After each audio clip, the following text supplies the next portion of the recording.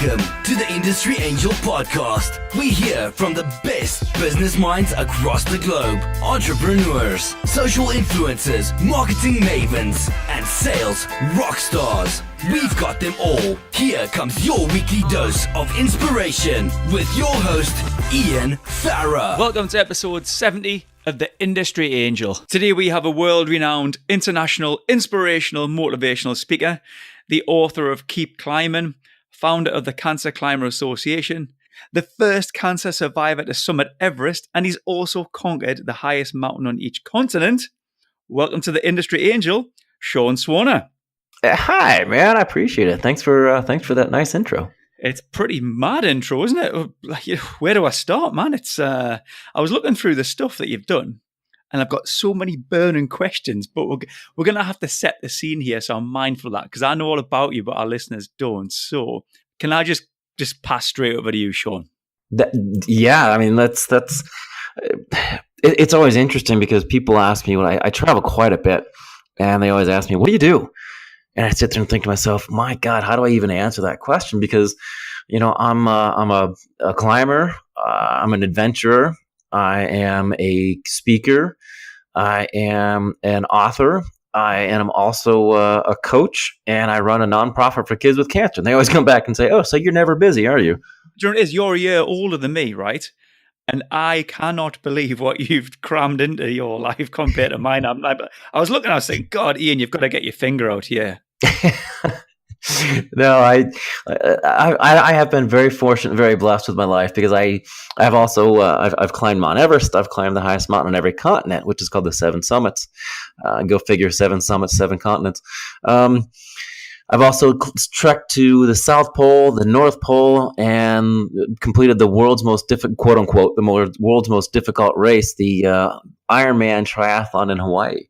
And if you actually look at that, I'm the only person in the world who's ever done that. And tossing in the fact that I've also had 2 terminal cancers, and I was given 3 months to live, 14 days to live. I was read my last rites. I was in a medically-induced coma for a year of my life, and I only have 1 functioning lung. I know. I honestly don't know what to say. Where do you go from there? What do I say to that? So you were given 14 days to live? Yeah, I was going in for a checkup for the first cancer. I was 16 years old. My first cancer was I was 13. The second cancer, 16, like I said, and going in for a checkup. And one day they found a tumor on an X-ray. They did a needle biopsy where they slid a needle past my ribs to aspirate some part of the tumor. They put in a Hickman catheter, which is like a permanent IV. They took out a lymph node. They cracked open my ribs. They removed the tumor. They put in a drainage tube and started chemotherapy in less than 24 hours because it was such a harsh cancer. It was called Askin sarcoma, and the prognosis they gave me is roughly 6%, and 3 out of 1 million people get this type of cancer. And if you have 100 with this type of illness, 94 die. So my odds were already stacked against me. I was diagnosed with Hodgkin's lymphoma, the first cancer. Then all of a sudden, this second cancer came along, and I was the only person in the world to have ever had Hodgkin's and Askin sarcoma. And believe it or not, that's when they told my parents, "Hey, your 16-year-old son, your firstborn son, now has 14 days to live." So 14 days turned into 15 days, and I just kept going and moving a little bit forward, one step at a time. And my initial goal was literally to crawl 6 to 8 feet from the hospital bed to the toilet so I didn't soil my sheets. So did you go through like chemotherapy, Sean, and all these crazy meds that they put you on?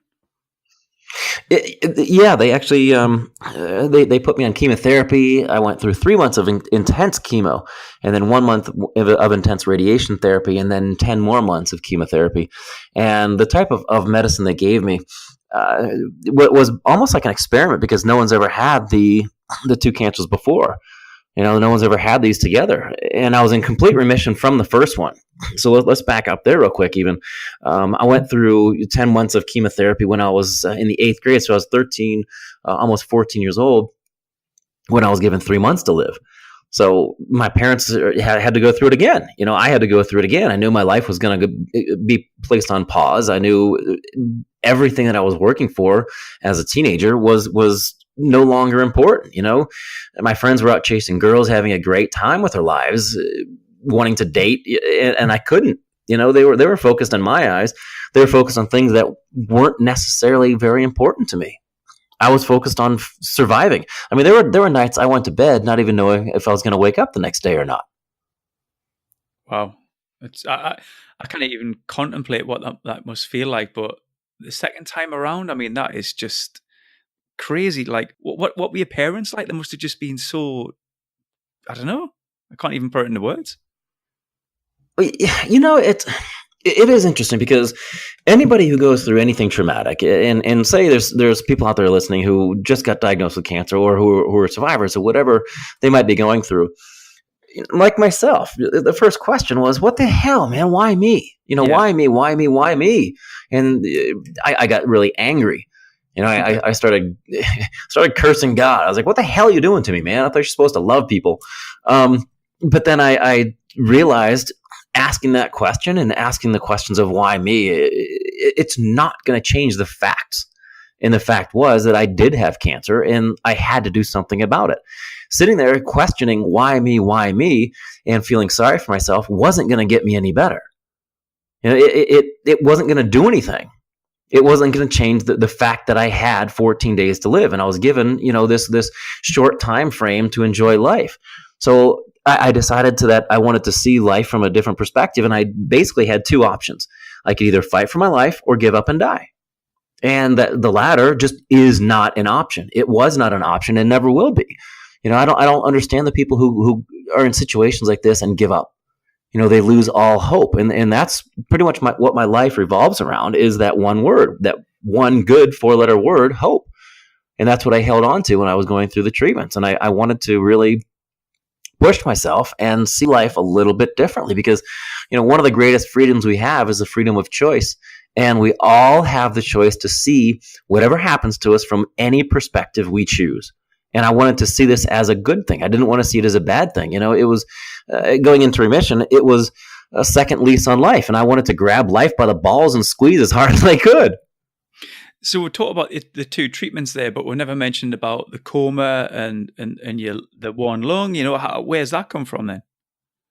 Well, the one lung actually comes from the radiation therapy.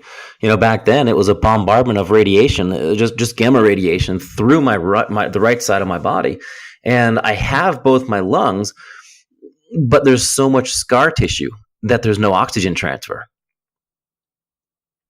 So that's where that comes in. And I mean, if you really want to get down to it, climbing Everest with 2 lungs is difficult enough. You should try it with 1. I'd love to try it, mate. So what about the coma then? What part of the treatment was the coma? The coma was actually medically induced coma. So every time I went in for a treatment, and a lot of people don't understand, for myself and others, they have these cycles, and I would go into the hospital as an inpatient Monday, Tuesday, Wednesday, Thursday, Friday, and I'd be in the hospital getting my treatments, and then I'd be released from the hospital. I would have Saturday, Sunday, Monday, however long it would take for my body to recover by increasing my red blood cell count and my hemoglobin, because the way chemotherapy works is it destroys all rapidly dividing cells, which is what cancer is. Every single person on earth has cancer cells in their body right now as we speak. The difference between my body and other people who get cancer, for whatever unknown reason it might be, the T cells come and they feel the cancer cells, and they just really don't understand what they are, and they let them go. So my body just didn't destroy the cancer cells, and your body right now is destroying cancer cells. My body right now is destroying cancer cells, and for whatever reason, they just grow out of control. Super fast, rapidly dividing cells. So that's what chemotherapy destroys, which is why people lose their hair, because your hair follicles are quick. Basically, they grow rapidly. So these treatments were designed to destroy any rapidly dividing cell. And it also kills red blood cells. It kills hemoglobin. So that's why you can't go in and handle another onslaught of this medical concoction until your body develops the strength to be able to handle it again. So I'd be in Monday, Tuesday, Wednesday, Thursday, Friday, and then I'd be released for however long it would take. They would test my blood cell count, and when it got high enough, I could go in again for Friday, Saturday, Sunday, Monday. That would be one cycle of my treatment. And every time I was in the hospital getting the treatment, getting the chemotherapy, getting the medicine, that's when they would put me in a medically induced coma because the treatments were so harsh, they didn't want me to remember what was happening to me. The only moment that I really remember of being 16 was the 1 month in September when I was getting the radiation treatment. Everything else, when I was 16 years old, I don't even remember. Remarkable. So I can see where the strength come from to do what you've done. So what was the first thing? You've done so much. When did you decide, right, I'm going to go and do something? And what was that something? It couldn't have been Everest. It could have been, you had to start small, surely. Well, the first thing I wanted to do was, in the States we call it college, and you guys call it university. I went to university and turned into a party animal. I was really reliving my high school years. Okay. Everything was taken from me. So I went to university, and I wanted to relive my high school life. Mm-hmm. And I started off molecular biology. I wanted to cure cancer by splicing genes, and this, which is really crazy because that's what they're doing now with the immunotherapies. And I took immunology, I took organic chemistry, and it's incredibly difficult to pass those if you don't open a book and study. So I changed my major and went to psychology. And I decided I wanted to be a psychologist for cancer patients. But the whole time after, I was 17, I didn't stop to think about what cancer did to me. Anybody who's had anything traumatic happen to them, there has to be a point in their lives where you stop, you look yourself in the mirror and ask yourself, who are you? And there has to be a point in someone's life, I'm sure you've done it too, something traumatic or not. You have to understand who you are. And going through these two cancers changed who I was. It didn't change my personality, but it changed my outlook. It changed a lot of things about who I am. And it directed me into a certain path. And I just kind of went with that.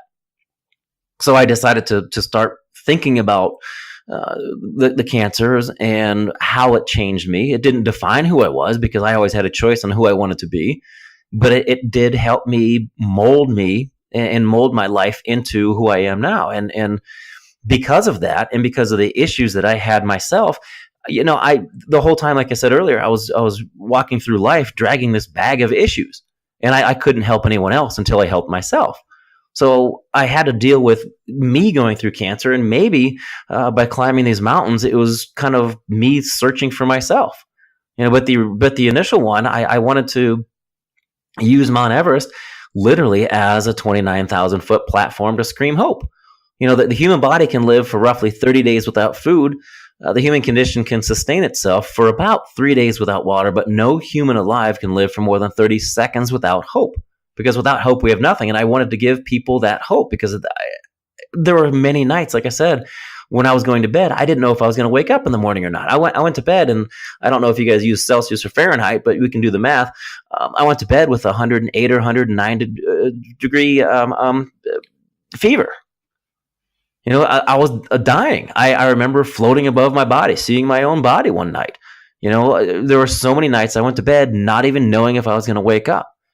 So I truly value every day that I've been given. In fact, I wake up and I tell myself there's nothing I can do about yesterday because yesterday's gone. Tomorrow may never show up. No matter what happens today, today is the best day ever. And I firmly and truly believe that.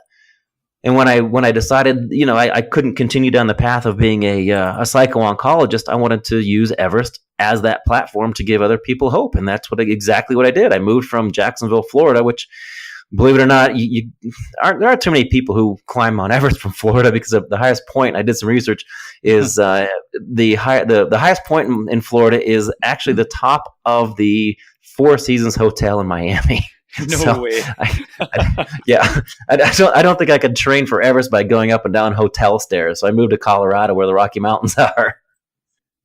So I said there earlier on that I didn't think that Everest was the first thing that you did. You must have started small and built up to that.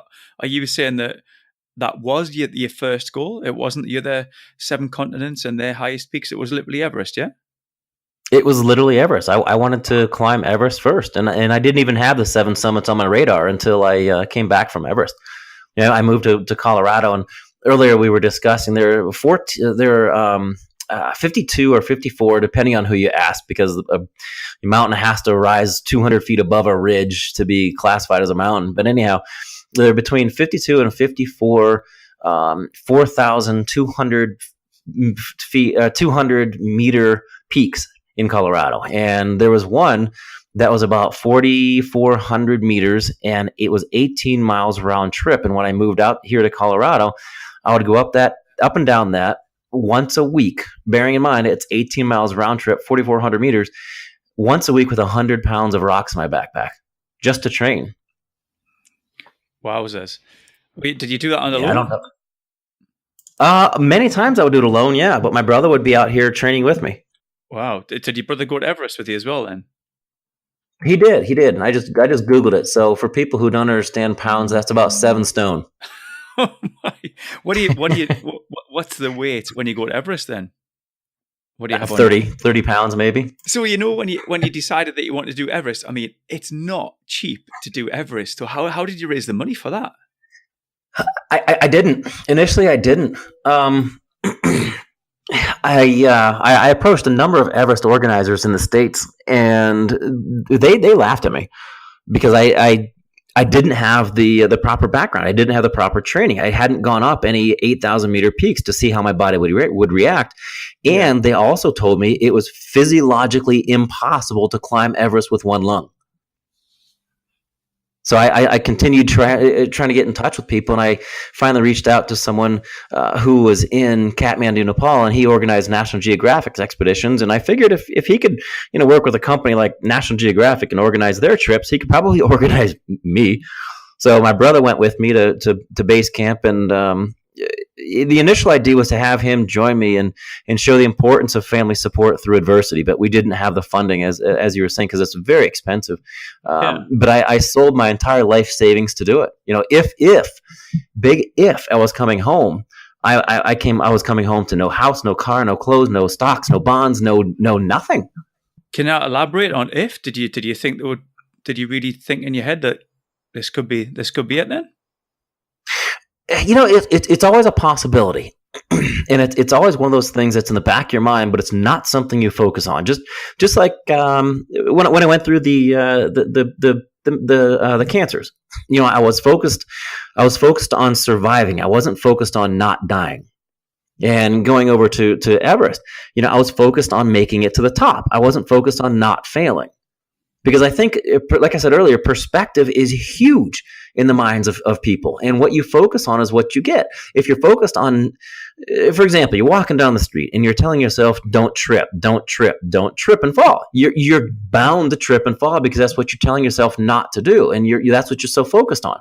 But if you just change it around and look at it from a different perspective with a couple different words, and you tell yourself, stand tall, walk strong. Same thing, different perspective, and you're going to get a completely different result. And most people don't even understand that. So if you're telling yourself not to do something, you're probably going to end up doing that. Just turn it around and make it something positive. So what was it like then with the one lung? I mean, it sucked. I mean, it's a bit of a bad question. It tells about, well, obviously, yeah. But was it like, does it just totally... Did it hold you back? When you had a Sherpa and things, did it just say, look, you can't go on? Or did you nearly quit? Or? Well, it was kind of funny because I had normally at Everest Base Camp, when you're going up the mountain, you have in a normal expedition, you could have 30 people, a number of climbers, a number of guides, a number of Sherpas, a number of Sirdars, cooks, you name it, guides. I had my brother at base camp, a cook at base camp, 2 Sherpas, and me. And that was it. We were on, in the States, we say we're on a shoestring budget or shoelace budget. I was on a Velcro budget. I didn't even have shoelaces at this point. But going up with one lung, I mean, I didn't start mountaineering until after the cancers. So my baseline is one lung. I'm sure it'd be so much easier having 2 lungs, but my baseline, my norm is half the lung capacity. So when I first met the 2 Sherpas, they were really scared because I don't think they had ever even in their country, they don't have many cancer survivors, and they were afraid I was going to be this skinny, weak, pale, not strong person. But when I showed up and they saw that a person who's 6 feet 2 inches tall, weighing 185 pounds, I think they were relieved. And I was in incredible shape getting over there because I trained nearly every day for 9 months. But then going up the mountain itself, I was like I said earlier, I was told it was physiologically impossible to climb with one lung. But I was the third person that entire season to summit the mountain. Wowzers. So you just absolutely crushed that theory then. Yeah, I mean, but again, I was so focused on the top, and I'm also a firm believer in visualization. And if you believe you can or you cannot, you're correct. You're right. So whatever you think you can accomplish, you really can't accomplish. But if you have doubt and if you have that worry, you have to get rid of that and focus on the positives. And that's exactly what I did. Every night I went to bed, I visualized myself on top. And I heard the styrofoam sound of the crunching snow under my feet. I smelled the ozone. I felt the wind whipping past my face.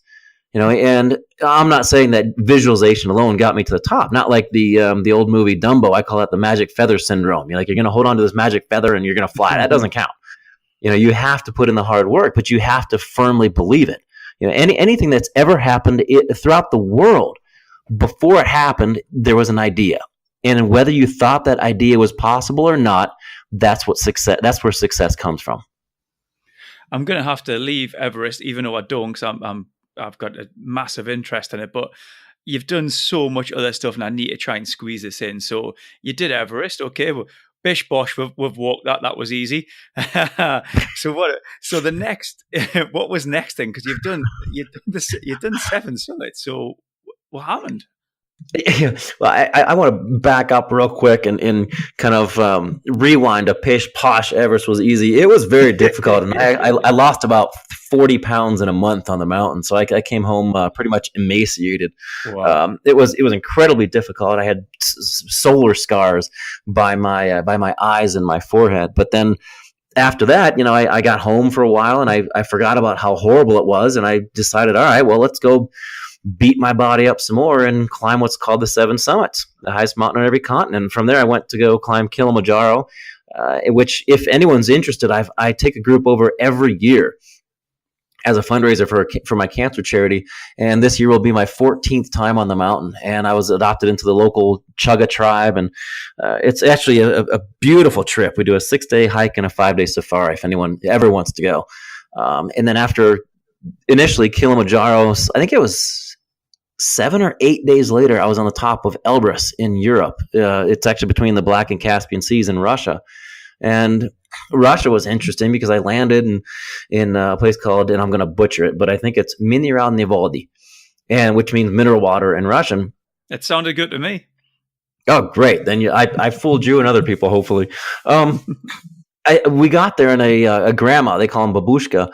A babushka looked at me and spit on my feet and said, "This is Mother Russia." And I was like, all right, well, I love you too.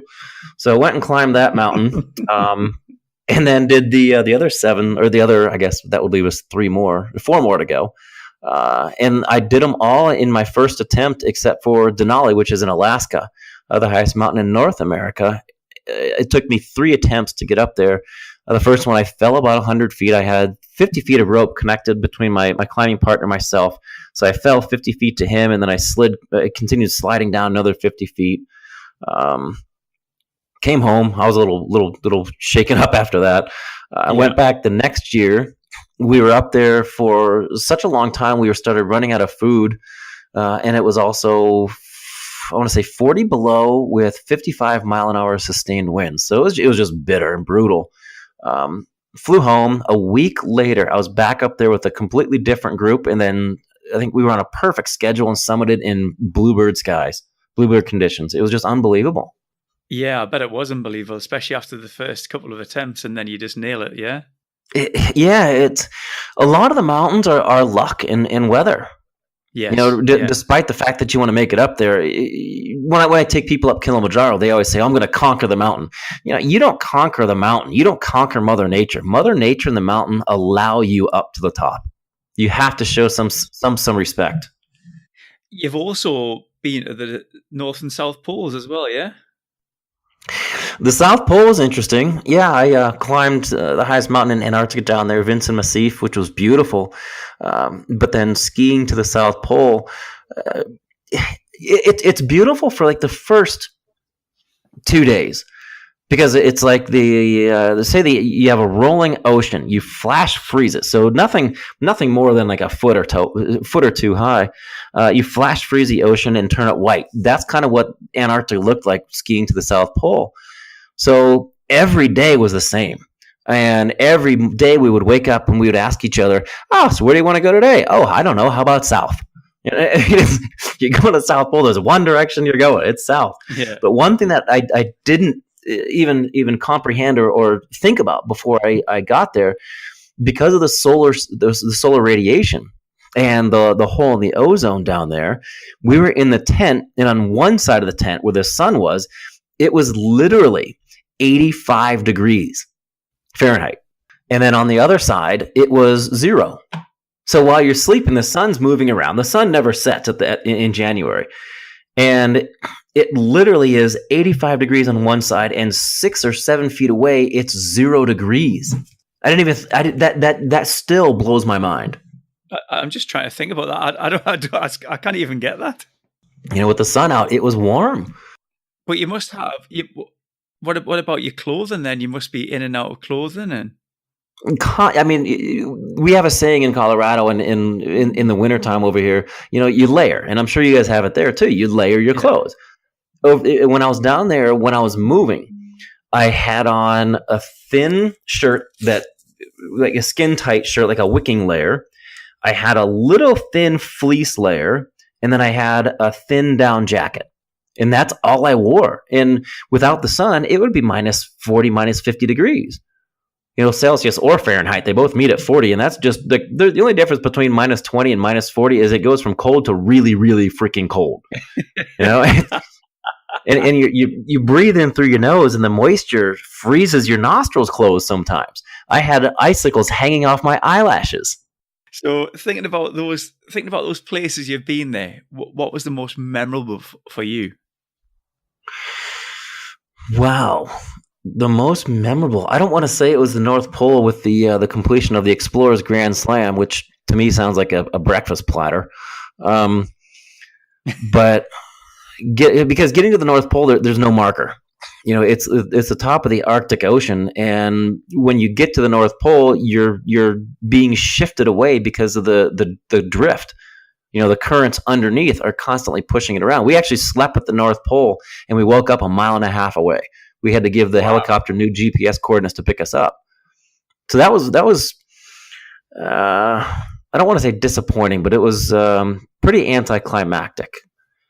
Kilimanjaro, I really enjoy doing that mountain because I enjoy helping people step out of their comfort zones and accomplish what they once thought they couldn't do, or when it was something that they have doubts about. So I think I really do enjoy empowering others to see them be excited. I've been up there enough times where I still tear up and I still cry when I get to the top because it is completely overwhelming. But seeing other people accomplish something that they had self-doubt surrounding it, that is just, it's unbelievable seeing people when they accomplish amazing things. So thinking about the 7 summits you've done and all those accomplishments, it's starting to sound now that it's people that you're getting a lot of a big buzz out of. I mean, you said that you've wrote books as well. Is this the kind of like a legacy you want to help people as well as this now? I think so, and I think the legacy I want to leave behind is for people to encourage people to realize that life is finite. This isn't the word I'm looking for. This isn't a dress rehearsal.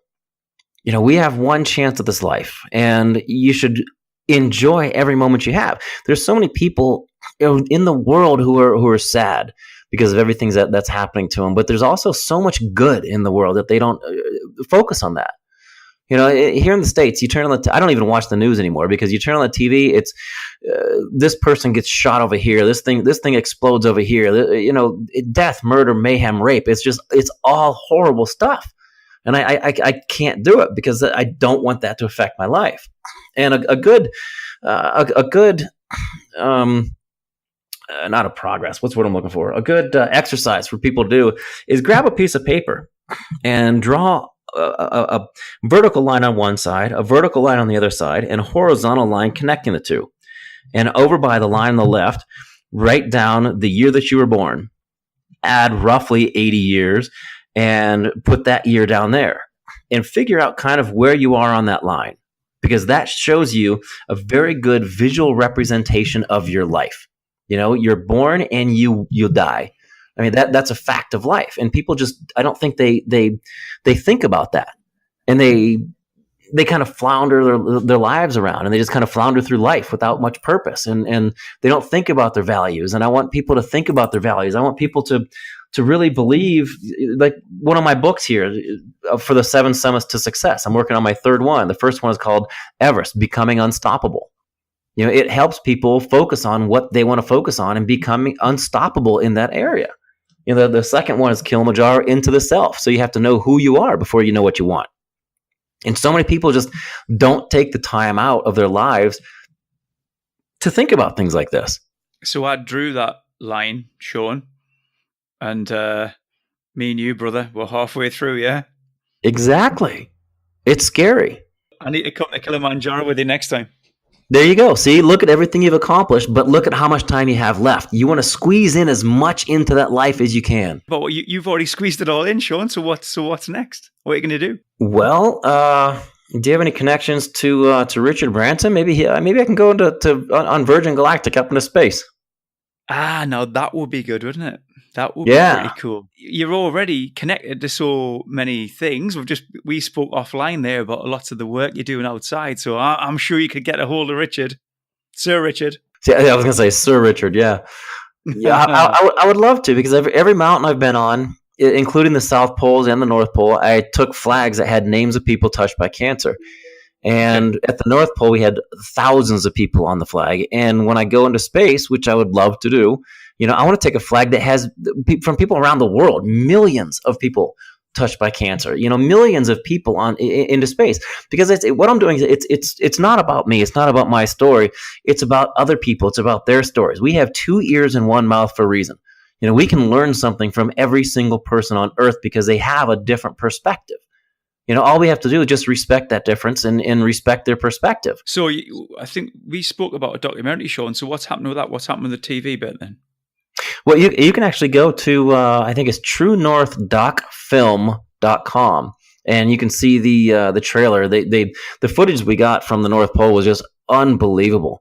The cinematographers that went up there, the 2 cameramen that went up there and got this footage were just unbelievable. And it boggles my mind that, they're doing the same thing that we're all doing, but then going back and filming. That's just unbelievable. Those guys are amazing. I'm going to link that in the show notes because I think that sounds amazing. Do you know what it is? I've got a question here before we go, and it's what could you leave our listeners with? But at the end of the day, I think you've just given us 30 odd minutes of that, But is there anything? I mean, I'm staring at that line now, and it is massive. It is. It really brings it home. It's powerful seeing it. I mean, that is your life in a visual representation. Yeah. So there's people running now, Sean. There's people in the cars. Give us a little bit to leave them.